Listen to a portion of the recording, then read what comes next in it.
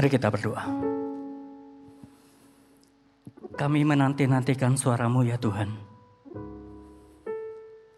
Silakan Engkau berfirman di antara setiap kami.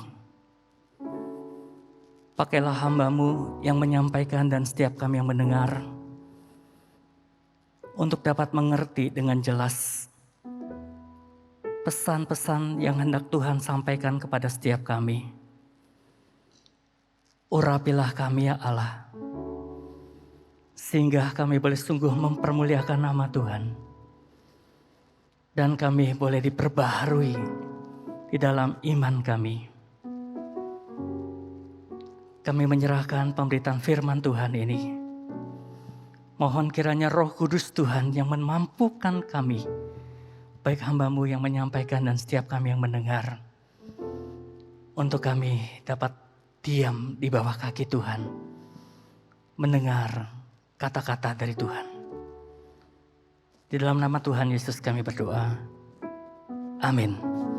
Selamat siang Bapak dan Ibu, saudara-saudara yang hadir di ruangan ini maupun yang ada di rumah. Sungguh kita bersyukur oleh karena anugerah Tuhan. Tuhan sudah menyertai hidup kita hari lepas hari sepanjang minggu ini. Dan sudah selayaknya lah kita sujud menyembah di hadapan Tuhan. Kita boleh mengalami kehadiran Tuhan. Dan kita boleh juga mendengarkan firman Tuhan. Saudara-saudara, mari kita membuka Alkitab kita dari kitab 2 Tawarik pasal yang ke-16. 2 Tawarik pasal yang ke-16, kita akan membaca ayat pertama sampai dengan ayat yang ke-14. 2 Tawarik pasal yang ke-16, ayat yang pertama sampai dengan ayat yang ke-14. Saya akan membacakan bagi kita sekalian, saudara-saudara bisa menyimak dengan baik. Demikianlah firman Tuhan. Pada tahun ke-36 pemerintahan Asa, majulah Baesa Raja Israel hendak berperang melawan Yehuda. Ia memperkuat Rama dengan maksud mencegah lalu lintas kepada Asa, Raja Yehuda. Lalu Asa mengeluarkan emas dan perak dari perbendaharaan rumah Tuhan dan dari perbendaharaan rumah raja dan mengirimkannya kepada Ben-Hadad, Raja Aram yang diam di Damsik dengan pesan, ada perjanjian antara aku dan engkau, antara ayahku dan ayahmu. Ini kukirim emas dan perak kepadamu. Marilah, batalkanlah perjanjianmu dengan Baesa, Raja Israel, supaya ia mundur daripadaku. Lalu Ben-Hadad mendengarkan permintaan Raja Asa. Ia menyuruh panglima-panglimanya menyerang kota-kota Israel. Dan mereka memukul kalah Iyon dan Abel-Maim dan segala tempat perbekalan kota-kota di Naftali. Segera sesudah Baesa mendengar hal itu, ia berhenti memperkuat Rama, ia menghentikan usahanya itu. Tetapi Raja Asa mengerahkan segenap orang Yehuda yang harus mengangkat batu dan kayu dipergunakan Baesa untuk memperkuat Rama itu. Ia mempergunakannya untuk memperkuat Gebah dan Mispa. Pada waktu itu datanglah Hanani, pelihat itu, kepada Asa Raja Yehuda, katanya kepadanya, karena engkau bersandar kepada Raja Aram dan tidak bersandar kepada Tuhan Allahmu, oleh karena itu terluputlah tentara Raja Aram dari tanganmu. Bukankah tentara orang Ethiopia dan Libya besar jumlahnya, kereta dan orang berkudanya sangat banyak.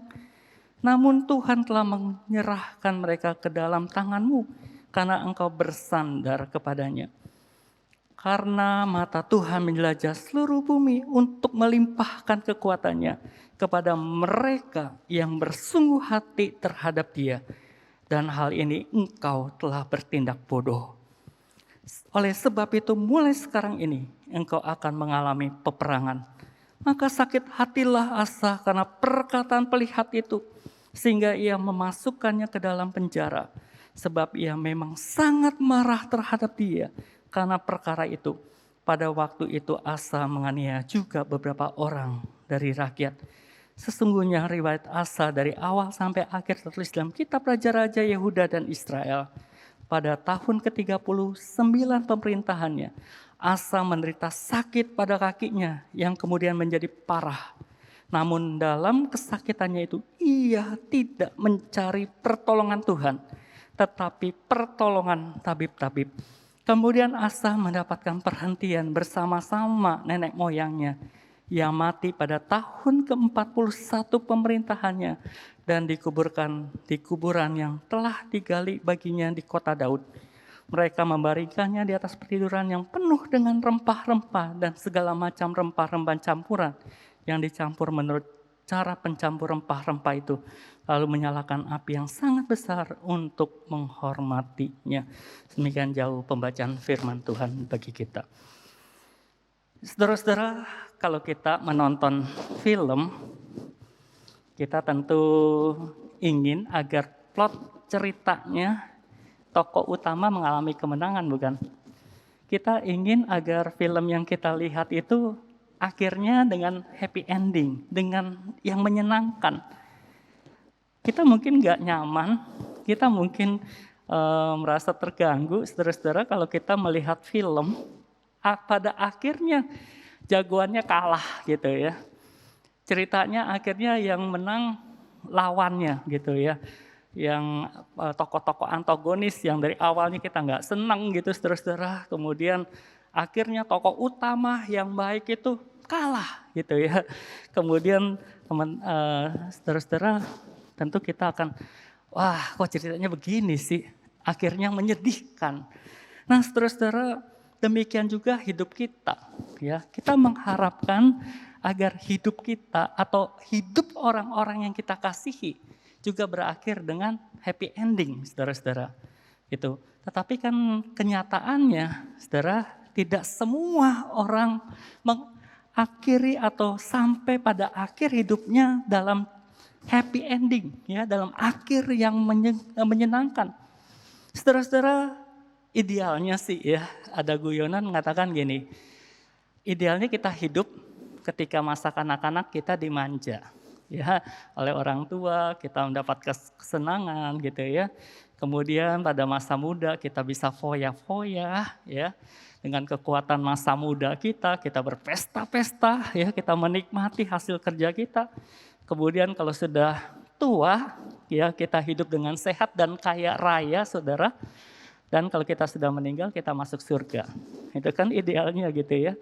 Tetapi saudara-saudara, sedikit mungkin orang yang mengalami situasi ideal seperti itu. Oke lah saudara-saudara, orang mengatakan, kalau begitu nggak apa-apa deh ya. Hidup susah-susah dulu nggak apa-apa. Hidup di dalam perjuangan, hidup di dalam kesulitan nggak apa-apa. Tapi akhirnya nanti adalah akhir yang baik.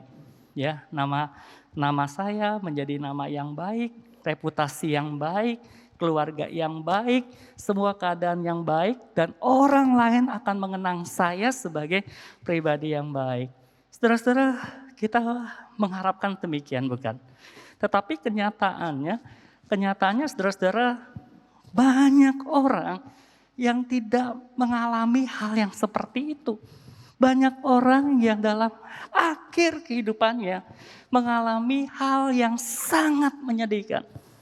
Nah, salah satunya yang dialami oleh Raja Asa ini, saudara-saudara. Mengapa demikian? Nanti kita lihat ya. Nah, saudara-saudara, Asa adalah seorang raja Yehuda. Dia memerintah selama 41 tahun di kerajaan Yehuda, saudara-saudara. Dan Asa mengawali pemerintahannya dengan baik.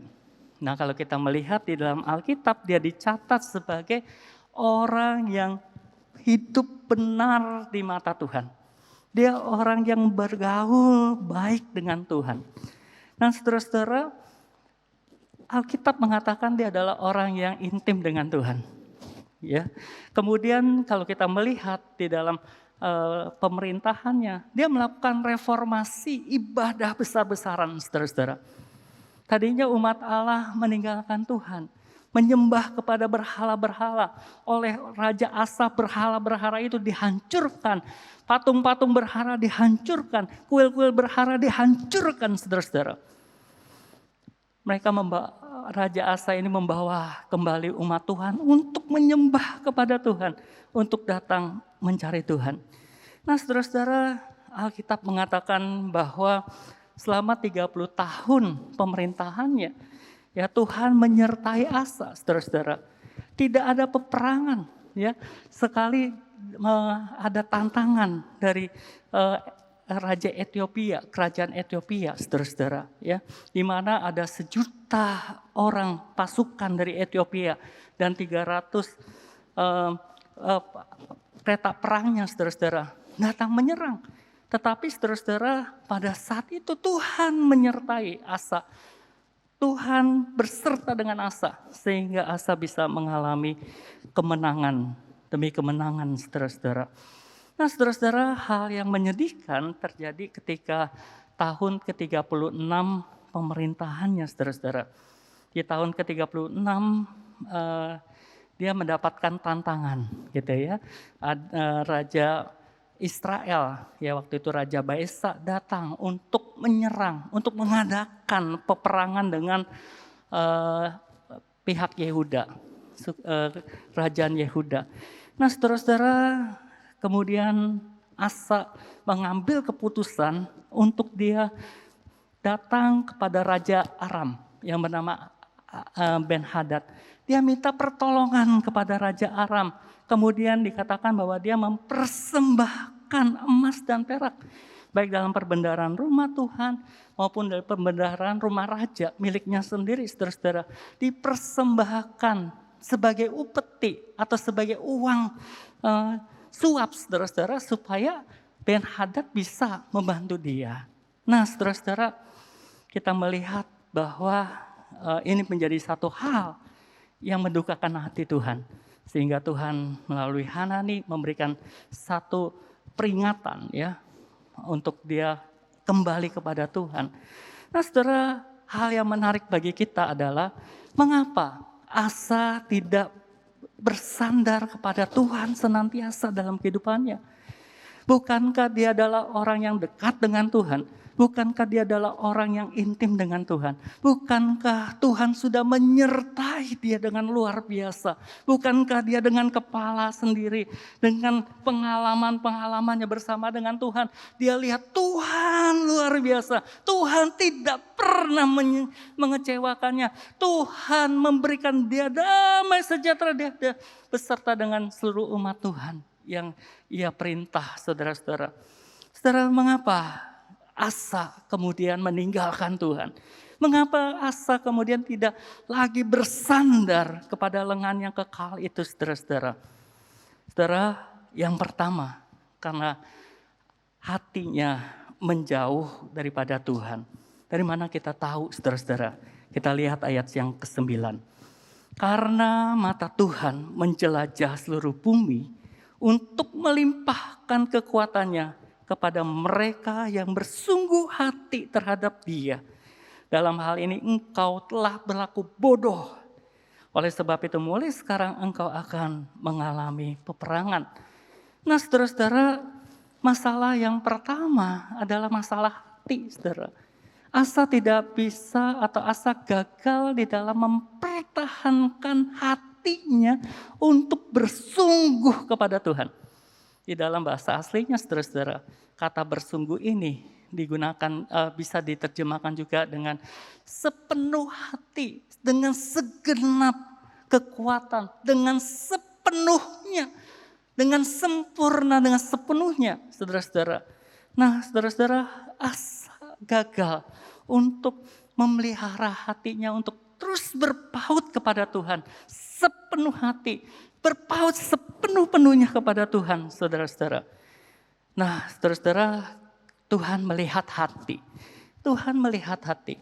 Kalau kita belajar Alkitab, saudara-saudara, kata hati manusia disebutkan hampir 300 kali yang berkaitan dengan hati manusia. Saudara-saudara, Tuhan peduli. Tuhan mau supaya kita memiliki hati yang sungguh, hati yang benar di hadapan Tuhan. Contohnya, saudara-saudara, dikatakan dalam Kisah Para Rasul 13 ayat 22. Ya, di situ dikatakan Daud adalah orang yang berkenan di hati Tuhan, gitu ya. Kemudian Allah memberkati umatnya dan pemimpinnya mengetahui dan mengikuti hatinya, ya. Saudara-saudara, Tuhan ingin agar setiap umat Allah memiliki hati sebagaimana Allah yang memiliki hati itu, saudara-saudara. Saudara, Tuhan tidak tertarik atau tidak bersukacita ya melihat kita secara lahiriah, saudara-saudara. Lihat lahiriah ibadah kita. Ya, itu perlu sekali saudara-saudara, perlu untuk kita datang setia beribadah ke gereja. Kita perlu setia di dalam kita memberikan persembahan kepada Tuhan. Kita perlu setia di dalam kita melayani Tuhan. Tetapi saudara-saudara, Tuhan tidak bersukacita, Tuhan tidak tertarik untuk itu semua, saudara, kalau hati kita menjauh daripada Tuhan. Kalau hati kita menjauh daripada Tuhan. Nah, saudara-saudara, dalam Yeremia 29 ayat 13, ya, Tuhan menegur bangsa Israel. Oleh karena bangsa ini datang mendekat dengan mulutku dan memuliakan aku dengan bibirnya, padahal hatinya menjauh daripadaku dan ibadahnya kepadaku hanyalah perintah manusia yang dihafalkan. Saudara-saudara, Tuhan melihat hati. Nah, kalau kita lihat tadi, mata Tuhan menjelajah ke seluruh bumi. Maksudnya apa, saudara-saudara? Maksudnya adalah Tuhan, kita adalah Tuhan yang maha tahu. Dia adalah Allah yang maha hadir. Dia adalah Allah yang berkuasa. Dia tahu isi hati setiap manusia. Relung hati yang paling dalam Tuhan tahu. Saudara-saudara, Tuhan berminat dengan hati kita. Tuhan peduli dengan hati kita. Saudara, apakah hati kita tetap melekat kepada Tuhan? Saudara, mari kita koreksi. Apakah hati kita hati yang sepenuhnya mempercayai Tuhan, sepenuhnya dekat dengan Tuhan, intim dengan Tuhan? Saudara-saudara, untuk kita dapat bersandar kepada lengan yang kekal itu, saudara, kita harus memiliki hati yang mendekat, hati yang melekat kepada Tuhan. Nah, saudara-saudara, hal yang kedua, mengapa Raja Asa gagal untuk terus bersandar kepada lengan yang kekal itu? Karena saudara-saudara, hal yang kedua, dia bersandar kepada manusia. Manusia ini bisa dirinya sendiri, saudara-saudara. Dia bersandar kepada pengertiannya, kepada akal budinya. Saudara-saudara, dia mungkin berpikir, dengan saya memberi upeti kepada Raja Ben-Hadad sejumlah uang, tentu saya akan mendapatkan kekuatan yang besar. Tentu saya akan mendapatkan keuntungan yang besar. Mungkin saya akan meminimalisasi resiko untuk menghadapi Raja Israel. Mungkin dia berhitung, wah, resikonya terlalu besar. Kalau saya menghadapi Raja Israel itu dan pasukannya, mungkin saya akan mengalami kekalahan. Mungkin pasukan-pasukan saya akan banyak yang mati. Untuk apa saya harus berkorban? Udah, kasih uang saja kepada Raja Aram itu, supaya dia yang maju berperang dan kita mendapat kemenangan. Saudara-saudara, mungkin bagi orang-orang yang melihat atau mengandalkan logika, mungkin memandang bahwa apa yang dipikirkan oleh Raja Aram, Raja Asa itu sesuatu yang baik, saudara-saudara, ya kan? Meminimalkan resiko, begitu kan?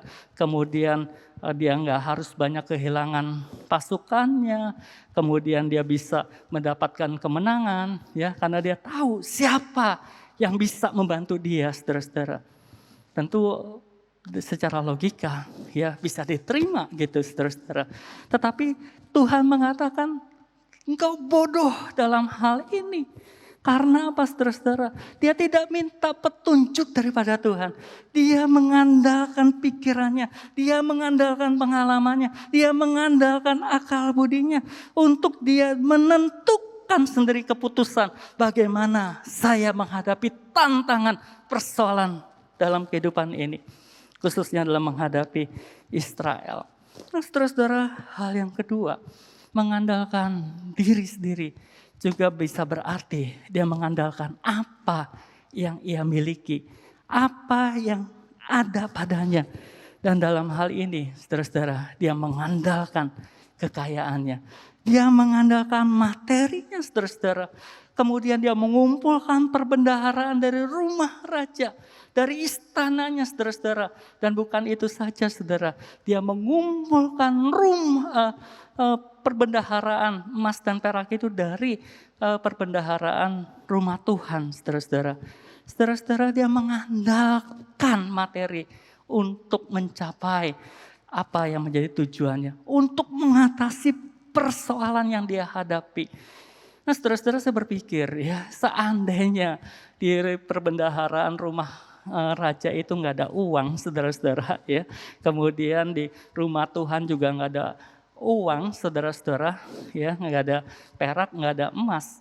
Apakah dia bisa datang kepada Raja Aram, kemudian dia minta kepada Raja Aram untuk membantu mengatasi persoalan yang sedang dihadapi? Belum tentu, saudara-saudara. Mungkin dia juga tidak bisa. Tapi dia mengandalkan itu, saudara-saudara, untuk dia datang mencari Ben-Hadad, saudara-saudara. Kemudian, saudara, dia juga mengandalkan manusia dalam arti mengandalkan orang lain, mengandalkan kekuatan lain. Saudara, mungkin pada saat itu Raja Asa terpukau ya dengan kehebatan daripada Raja Aram. Mungkin dia melihat, wah, Raja Aram memiliki pasukan yang luar biasa, pasukan yang bisa untuk membantunya, pasukan yang bisa untuk membuat dia menang, pasukan yang bisa membuat dia mencapai tujuannya, pasukan yang bisa membuat dia mengatasi persoalan yang dihadapi oleh dia beserta dengan bangsa Yehuda, saudara-saudara. Dan dia datang kepada Ben-Hadad. Dia mengandalkan Ben-Hadad.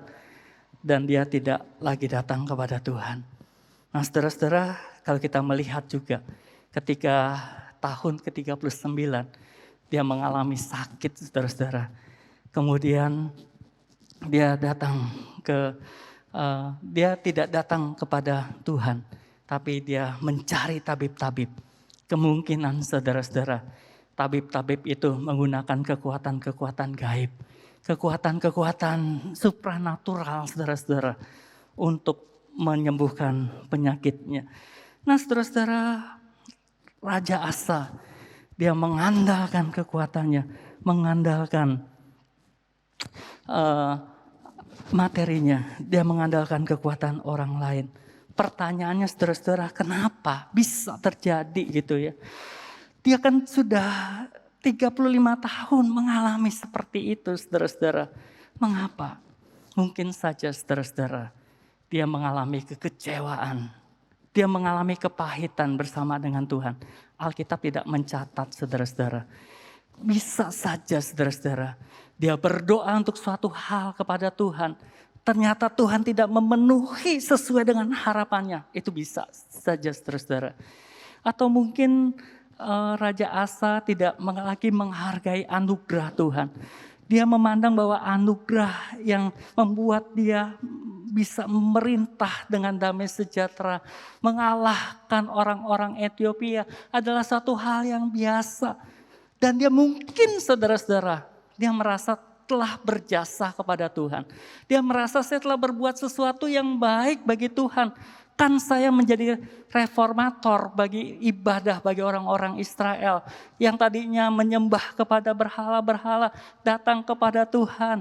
Yang tadinya mereka mengandalkan kekuatan-kekuatan lain datang kepada Tuhan. Mungkin dia melihat bahwa harta benda di dalam rumah Tuhan itu pun adalah hasil daripada upayanya, saudara-saudara.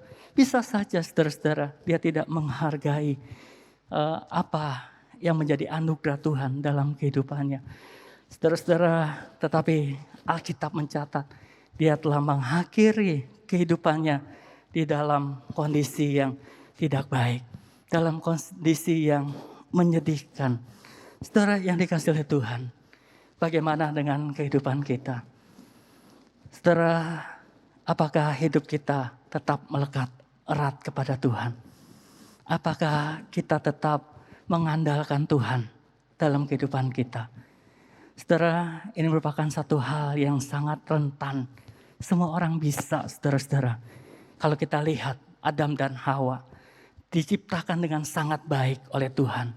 Ditempatkan di Taman Eden untuk bersama-sama dengan Tuhan. Menikmati kehadiran Tuhan setiap hari, saudara-saudara. Tetapi Adam dan Hawa pun akhirnya meragukan Tuhan. Adam dan Hawa akhirnya tidak dengar-dengaran kepada Tuhan. Adam dan Hawa pada akhirnya tidak taat kepada apa yang Tuhan perintahkan. Saudara, kalau kita melihat juga Yudas Iskariot, orang yang dekat dengan Tuhan. Selama 3,5 tahun dia menjadi murid Kristus. Dia bersama-sama dengan Tuhan Yesus, saudara-saudara.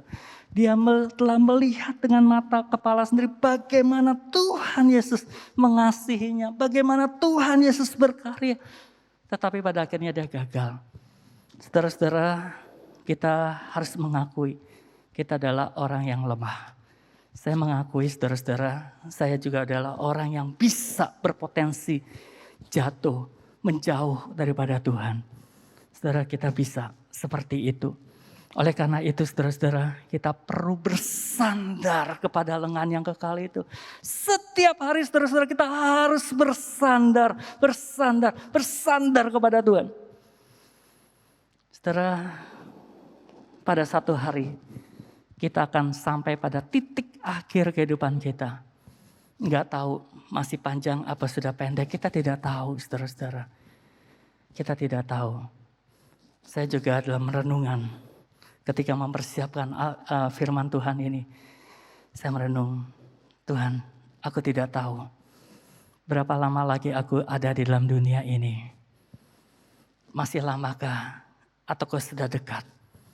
Tuhan, tolong aku Tuhan, tolong aku Tuhan. Pegang tanganku ini Tuhan. Topang tanganku ini Tuhan. Tolong aku Tuhan. Agar aku tetap bersandar kepada lengan yang kekal itu. Tanpa Tuhan, kita gak bisa. Kita rapuh, saudara-saudara, kita rapuh. Saudara banyak mendengarkan. Banyak orang-orang yang tadinya mereka sungguh dipakai Tuhan dengan luar biasa. Mereka menjadi hamba Tuhan yang luar biasa. Tetapi mereka mengalami seperti yang dialami oleh Raja Asa ini. Hatinya menjauh daripada Tuhan. Mulai mengandalkan diri sendiri. Mulai mengandalkan apa yang dia miliki. Mulai mengandalkan orang lain. Saudara, kita perlu mengandalkan Tuhan. Tanpa Tuhan, kita tidak bisa apa-apa. Saudara-saudara, kita harus belajar daripada Tuhan Yesus.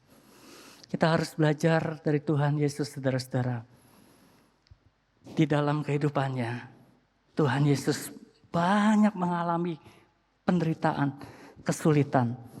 Dia dicaci maki, dia disalah mengerti. Padahal dia Tuhan, saudara-saudara. Tetapi saudara-saudara, Tuhan Yesus dikatakan oleh Alkitab, sampai akhir hidupnya, dia tetap mengandalkan Allah lengan yang kekal itu. Dia tetap setia kepada Yesus, kepada Bapanya di surga. Saudara-saudara, Tuhan Yesus tetap setia. Dan dia ingin selalu dekat dengan Tuhan. Nah saudara, ketika di atas kayu salib, ketika dia memikul semua beban dosa manusia, ditimpahkan kepadanya, saudara-saudara. Dan pada saat itu, Allah tidak lagi ada di dalam dirinya, saudara-saudara. Keilahiannya tidak ada karena dosa semua tertimpah kepadanya. Tetapi saudara-saudara, di situ dia berteriak, Eloi, Eloi, lama sabatani. Allahku, Allahku, mengapa engkau meninggalkan aku? Saudara, saat yang sedikit saja ketika Allah meninggalkan, dia berteriak, Allahku, Allahku, mengapa engkau tinggalkan aku? Dia tidak bisa terlepas dari hadirat Tuhan. Dia tidak bisa terlepas dari lengan Allah yang kekal itu dalam kehidupannya. Saudara, saya belajar. Tuhan tolong aku. Seperti Tuhan Yesus. Jangan sampai ada saat di mana aku meninggalkan Engkau, menjauh daripada Engkau. Tuhan tolong, Tuhan tolong. Saudara, kita lemah. Kita membutuhkan lengan yang kekal itu. Kalau enggak, saudara-saudara, kita bisa masuk ke dalam jebakan, godaan untuk mengandalkan diri sendiri. Saudara, saya kagum kepada Rasul Paulus. Meskipun dia mengawali kehidupannya sebagai orang yang tidak percaya kepada Kristus. Dia menganiaya umat Allah. Tetapi saudara-saudara, ketika dia percaya sama Tuhan Yesus, dia sungguh-sungguh hidup di dalam Tuhan Yesus. Dan Rasul Paulus mengatakan bahwa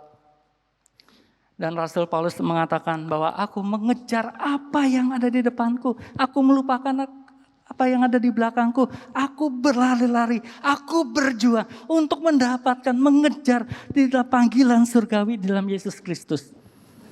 Saudara-saudara, fokus kehidupan Rasul Paulus hanya kepada Tuhan.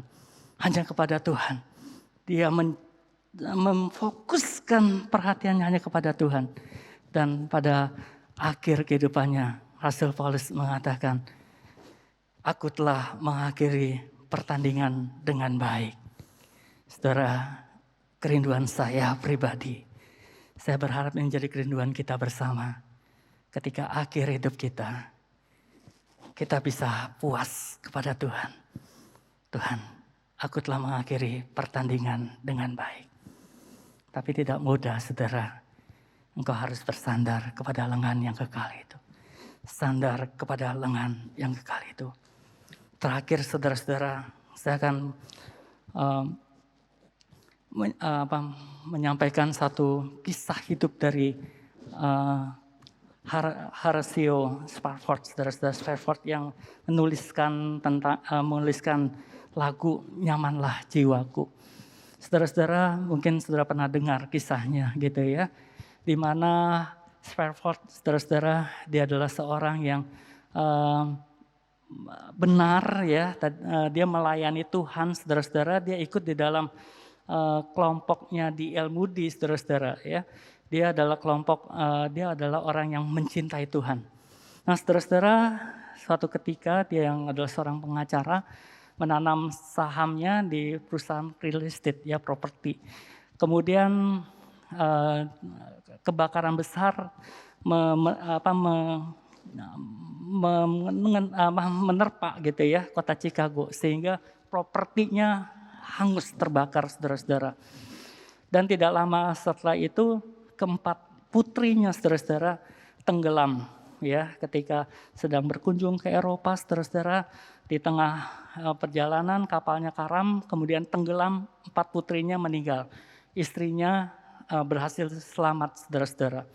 Nah, saudara-saudara, kemudian di atas kapal ketika dia sedang belayar ke Eropa, dia belayar di atas di mana kapal yang mengangkut putrinya tenggelam, saudara-saudara. Kemudian dia menulis ya kata-kata yang sekarang ini kita kenal dengan lagu Nyamanlah Jiwaku. Saudara-saudara, kita mengenal dia sebagai seorang tokoh, seorang Kristen yang baik, saudara-saudara, gitu ya. Tetapi saudara-saudara, ceritanya nggak berakhir di situ, gitu ya. Coba saya mencoba untuk melihat bagaimana akhir daripada kehidupan dia, saudara-saudara, Spafford ini. Saudara, rupanya setelah pengalaman rohani itu, setelah dia menulis untayan lagu-lagu itu, saudara-saudara, dia masih mengalami perjuangan iman. Dia masih mengalami perjuangan iman, saudara-saudara. Anaknya laki-laki ya berusia 4 tahun meninggal, saudara-saudara. Ya, kemudian dia juga mengalami tekanan jiwa, tekanan mental, saudara-saudara. Ya, kemudian dikatakan bahwa dia mengalami gangguan jiwa, saudara. Mengalami gangguan jiwa. Dan dalam gangguan jiwa itu dia mengalami pengucilan dari orang-orang lain, saudara. Nah, saudara-saudara, mengapa dia bisa mengalami gangguan jiwa gitu ya? Mengapa tekanan-tekanan yang tadinya kita pikir dia bisa memenangi semua itu, saudara-saudara. Tetapi pada akhirnya pertahanannya jebol. Kemudian dia tidak bisa tahan, saudara-saudara. Mungkin sebagai banyak orang akan berpikir, kenapa dia bisa ketika usahanya hancur, ya, bisnisnya berantakan, anaknya empat-empatnya meninggal, saudara-saudara. Kenapa dia kuat? Tetapi ketika selanjutnya dia mengalami penurunan dalam kehidupan rohaninya. Saudara-saudara, saya tidak menceritakan aib yang ia alami, saudara-saudara. Bukan maksudnya seperti itu. Tetapi saudara-saudara, kita perlu tangan yang kekal itu. Kita perlu tangan Yesus itu. Kita perlu lengan yang kekal itu, saudara-saudara. Untuk menopang kita. Untuk menopang kita, saudara-saudara. Seberapapun hebat yang engkau saat ini, kita bisa jatuh. Kita bisa meninggalkan Tuhan. Saudara, mari kita bersama-sama berdoa. Mari kita bersama-sama minta, Tuhan, biarlah lengan yang kekal itu tetap menopangku, menuntunku. Mulai saat ini sampai seterusnya. Sampai Tuhan panggil kita kembali ke surga. Sampai kita bertemu dengan Tuhan. Sehingga Tuhan mengatakan, baiklah hambaku yang baik dan setia. Masuklah bersama-sama dengan aku. Kiranya Tuhan menolong kita. Kiranya Tuhan memampukan kita untuk melakukan firman-Nya ini. Amin. Mari kita berdoa. Kami bersyukur kepada Engkau ya Tuhan. Untuk firman yang sudah kami dengar hari ini. Tuhan, Engkau yang menilik hati kami yang paling dalam Engkau tahu Tuhan. Jikalau pada saat ini hati kami sudah menjauh daripada Engkau. Tuhan, tolong kami, tarik kembali kami Tuhan. Agar kami dekat lagi kepada-Mu ya Tuhan. Jikalau selama ini ya Bapa, kami sudah lalai. Kami mengandalkan apa yang ada pada diri kami. Mengandalkan kepintaran kami. Mengandalkan pengalaman kami. Mengandalkan materi yang kami miliki. Mengandalkan orang lain dalam kehidupan kami. Tuhan ampuni kami. Tuhan ampuni kami Tuhan. Ampuni kami Tuhan. Dan Tuhan tolong agar kehidupan kami ke depan. Kami berjalan bersama-sama dengan lengan yang kekal itu. Tangan Tuhan yang berkuasa itu. Yang menuntun kami. Hingga pada akhirnya kami berjumpa muka dengan muka. Dengan Allah yang mengasihi kami. Terpujilah Engkau ya Tuhan. Terpujilah Yesus. Allah yang hidup. Allah yang kami muliakan.